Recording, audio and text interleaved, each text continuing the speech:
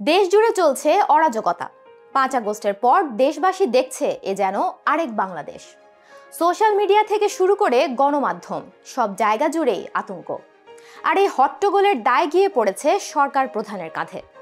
অন্তর্বর্তী সরকার তার মূল লক্ষ্য থেকে সরে যাচ্ছে। সরকারি লোকদের কথাবার্তায় মনে হচ্ছে দেশের দায়িত্বভার যারা নিয়েছে তারা কনফিউজড। বর্তমান রাজনৈতিক অস্থিতিশীলতা সম্পর্কে ঠিক এমনটাই মন্তব্য করেছেন বিএনপির ভারপ্রাপ্ত চেয়ারম্যান তারেক রহমান। একই সঙ্গে দেশকে ধ্বংসের দ্বারপ্রান্ত থেকে ফিরিয়ে আনতে অতি শীঘ্রই নির্বাচনের তাগিদ দিয়েছেন তিনি। বিভিন্ন ব্যক্তির বিভিন্ন স্টেটমেন্ট থেকে বিভিন্ন রকম কনফিউশনের তৈরি হচ্ছে। তারেক রহমান বলেন, সরকারের কিছু লোকজনের কথাবার্তায় মনে হচ্ছে তারা তাদের মূল লক্ষ্য থেকে বিচ্যুত হয়ে যাচ্ছেন। তার মতে সংসদ কার্যকর হতে যত সময় লাগবে ততই বাড়বে দেশের রাজনৈতিক, সামাজিক, অর্থনৈতিক সহ সব ক্ষেত্রের অস্থিরতা। রোববার বিকেলে ঢাকা বার জাতীয়তাবাদ আইনজীবী ফোরামের উদ্যোগে ঢাকা বার সমিতির ভবনের মিলনায়তনে রাষ্ট্র কাঠামো মেরামতের ৩১ দফা ও জনসম্পৃক্ত শীর্ষক প্রশিক্ষণের এই কর্মশালায় তিনি এসব কথাই বলেন। এখানে রাজনৈতিক বিষয়ে আলোচনা, সিদ্ধান্ত যাই হোক না কেন সেটি সংসদের মধ্যে হয়ে থাকে। তারেক রহমান বলেন, নির্বাচন আগে বা পরে তা নিয়ে দাবি থাকতেই পারে। দেশে একটি অস্থিরতা বিরাজ করছে। অন্তর্বর্তী সরকারের মূল লক্ষ্যই হওয়া উচিত দেশের মানুষকে সিদ্ধান্ত নিতে সহায়তা করা। তার বদলে তাদের ভিন্নধর্মী কথাবার্তায় রাজনীতিতে দ্বিধা, দ্বন্দ্ব, অস্থিরতা আরও বাড়ছে। এমন চলতে থাকলে অর্থনীতিও বিপদের মুখে পড়বে। তাই এই সরকারের মূল লক্ষ্যই হওয়া উচিত দেশকে যত দ্রুত সম্ভব স্থিতিশীল অবস্থায় ফিরিয়ে আনা। খুব স্বাভাবিকভাবেই রাজনীতিতে যখন কনফিউশন থাকবে তখন অস্থিরতা দেখা দেবে। এই অস্থিরতার কারণে দেশের প্রত্যেকটি মানুষ সমস্যার সম্মুখীন হবে। কারণ যখনই রাজনৈতিক অস্থিরতা থাকবে, রাজনৈতিক স্থিতিশীলতা যদি এনশিওর করা না যায়, তাহলে যত সংস্কারের ঘোষণাই আসুক না কেন, যত নীতি গ্রহণ করাই হোক না কেন, কোনোটাই সাকসেসফুল হবে না। বিএনপির শীর্ষ নেতা বলেন, বিশেষ একটি দেশকে সুবিধা দেওয়ার জন্য পতিত স্বৈরাচার সরকার শিক্ষা এবং স্বাস্থ্য সহ গুরুত্বপূর্ণ প্রত্যেকটি খাতকে ইচ্ছা করে ধ্বংস করেছিল গত ১৫ বছর।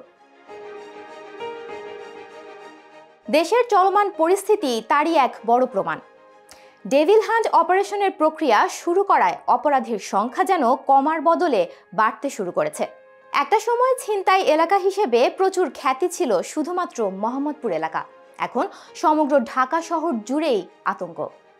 ছিনতাই থেকে শুরু করে বিনা কারণে মানুষকে হেনস্থা, সম্পদ লুট এবং ধর্ষণের মতো স্পর্শকাতর ঘটনা হলো এখন নিত্য নৈমিত্তিক ব্যাপার। ভঙ্গুর অবস্থা থেকে খুব একটা ঘুরে দাঁড়াতে দেখা যায়নি আইন শৃঙ্খলা রক্ষাকারী বাহিনীকেও। উত্থান ঘটেছে মব সংস্কৃতির, বেড়েছে প্রশাসনিক বিশৃঙ্খলা। ওদিকে রাজনীতি ঠিক না থাকলে যেমন অর্থনীতি ভঙ্গুর হয়ে পড়ে, তেমনি অর্থনীতি না বাঁচলে গণতন্ত্রের মৃত্যু ঘটে। পারিপার্শ্বিক অবস্থার পাশাপাশি দেশের অর্থনীতি আজ হুমকির মুখে। প্রবাসীরা যে রেমিটেন্স পাঠাচ্ছেন সেটিই অর্থনীতির একমাত্র সুখবর। ব্যবসায়ীরা নতুন কোনো উদ্যোগ গ্রহণ করতে চাচ্ছেন না। গত ৬ মাসে বন্ধ হয়েছে শত শত শিল্প কারখানা, চাকরিচ্যুত হয়েছে কয়েক লাখ শ্রমিক। ব্যাংকগুলোতে এখনও ডলারের তীব্র সংকট। ঢাকা শহরের সর্বত্র রাস্তা ব্লক করে মব জাস্টিস আন্দোলন, সভা এবং সম্মেলন। ক্ষতিগ্রস্ত হচ্ছে সাধারণ মানুষের স্বাভাবিক জীবন। দেশের এই অপরাধমূলক কর্মকাণ্ড নিয়ন্ত্রণে ব্যর্থতার অভিযোগ উঠেছে স্বরাষ্ট্র উপদেষ্টার পদত্যাগের দাবি। মধ্যরাতে সংবাদ সম্মেলন ডেকে স্বরাষ্ট্র উপদেষ্টা দাবি করেন এর সব দায় আওয়ামী লীগ দোসরদের। শেষ পর্যন্ত সিদ্ধান্ত হয় টহলে নামবে বিশেষ বাহিনী। তারেক রহমান আক্ষেপ করে বলেন, যারা আজ সংস্কারের প্রস্তাবনা দিয়েছে তাদের অনেকেই তখন সংস্কারের ধারের কাছেও ছিল না। এ সময় তিনি অভিযোগ করেন, বিগত ১৭ বছরে মানুষের রাজনৈতিক অধিকার প্রতিষ্ঠায় যারা সোচ্চার ছিলেন তারা বৈষম্যের শিকার হয়েছেন। প্রতিটি সেক্টরকে ধ্বংসের দ্বারপ্রান্তে নিয়ে গেছে আওয়ামী লীগ।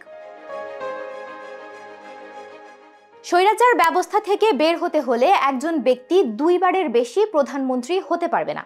বিএনপি সেটা বাস্তবায়ন করতে চায়, কিন্তু সংসদবিহীন কোনো সরকারের সেটি আসলে করা সম্ভব নয়। যারা সংস্কারের কথা বলছেন এদের মধ্যে ২০০৮ সালেও সংস্কারের কথা বলা হয়েছিল, কিন্তু পরবর্তীতে তার কিছুই করা হয়নি। তারেক রহমান বলেন, অন্তর্বর্তী সরকার সহ সকলের লক্ষ্য একটাই হওয়া উচিত, দেশকে আগামী দিনে যত দ্রুত সম্ভব একটি স্থিতিশীল অবস্থায় নিয়ে যাওয়া। আর এক্ষেত্রে তিনি টেনে আনেন নির্বাচনের কথা। বলেন সংসদই হচ্ছে সবচেয়ে মূল জায়গা, যেখানে আলোচনা সিদ্ধান্ত যাই হোক না কেন সংসদের ভেতরে হয়ে থাকে। তিনি বলেন নির্বাচন নিয়ে তর্ক বিতর্ক যদি চলতেই থাকে তাহলে সামগ্রিকভাবে জাতি ক্ষতিগ্রস্ত হবে, আর তার থেকেও বেশি ক্ষতিগ্রস্ত হবে পুরো দেশ, এবং বিভিন্ন সমস্যা দেখা দেবে পরবর্তী সময়গুলোতে। এর পরিপ্রেক্ষিতে বলা যায় দেশের বর্তমান টালমাটাল কূটনৈতিক অবস্থা প্রতিবেশী দেশগুলোর সাথে সম্পর্কের উন্নতির তুলনায় অবনতির পরিমাণই যেখানে বেশি। বিএনপির ভাষ্যমতে অন্তর্বর্তীকালীন সরকারের প্রধান লক্ষ্যই হওয়া উচিত রাজনৈতিক সিদ্ধান্ত গ্রহণে সহায়তা করা। যারা সংস্কারের কথা বলছেন তাদের মনে রাখা উচিত যে সংস্কার বাস্তবায়নের জন্য সংসদের প্রয়োজন। একদিনে হয়তো কোনো সমস্যার সমাধান হবে না, তবে সমাধানের পথ চলা শুরু হতে পারে। একদিকে দেশের একের পর এক অস্থিতিশীল ঘটনা, অন্যদিকে অভিযোগ উঠেছে রাজনৈতিক দলগুলোর অবাধ পদচারণা, হোক তা বিএনপি অথবা জামাত। বিভিন্ন জায়গায় বিভিন্ন প্রতিষ্ঠান দখল করে বসে আছে তারা। যে দল যেভাবে পারছে তারা তাদের দলীয় স্বার্থকে সুসংহত করার চেষ্টা করছে। দেশে চলছে এক মবের মূল্য।